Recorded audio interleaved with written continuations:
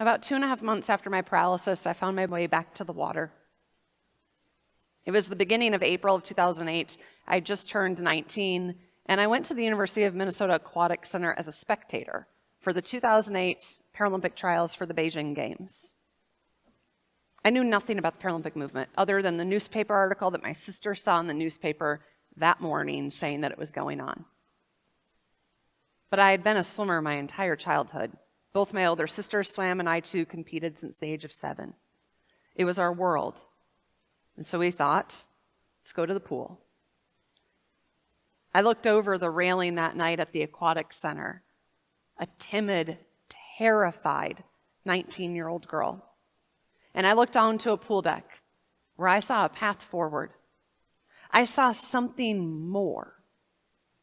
I saw a life that showed me that this does not have to be a contingency prize to what could have been, but it could be the opportunity to be so much more than I ever thought possible.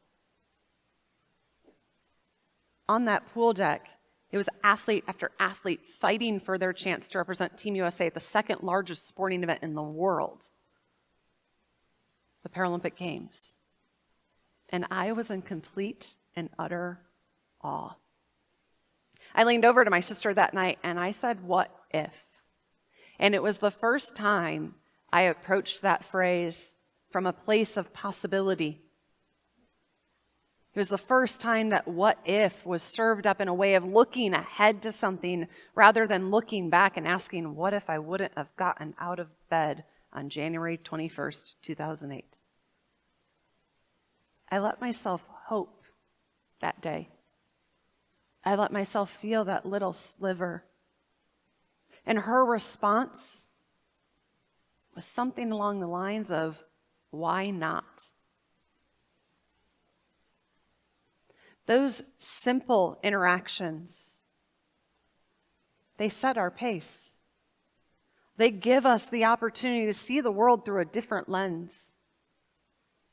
If my "what if" had been responded to with some sort of phrase of "maybe someday," "let's get through this moment right now," it's a lot to think of that, or some other variation of those words, that sliver of hope would have gone out just as fast as it came through. But it wasn't. It was met with, "Why not?" And 2 days later, I went back to that pool and I got in the water for the first time since my paralysis. How we choose to show up doesn't just matter for ourselves. It matters for how we show up for those around us. When we reach these moments in our careers, we're not just meeting an individual goal. It is not just a successful moment for ourselves. It is a moment where we now have people that look to us. People that look up to us, that aspire to be us. People that maybe want to compete with us a little bit, because that's what this is all about too, right? But we have people that are looking to us to show the path forward. People that are looking to you. And when they look to you and they say, "What if?" it is your responsibility to say some version of "why not?" To bring them under your wing, to carry them along the way, to show them the path, to be their mentor, to support them. That's what this is all about.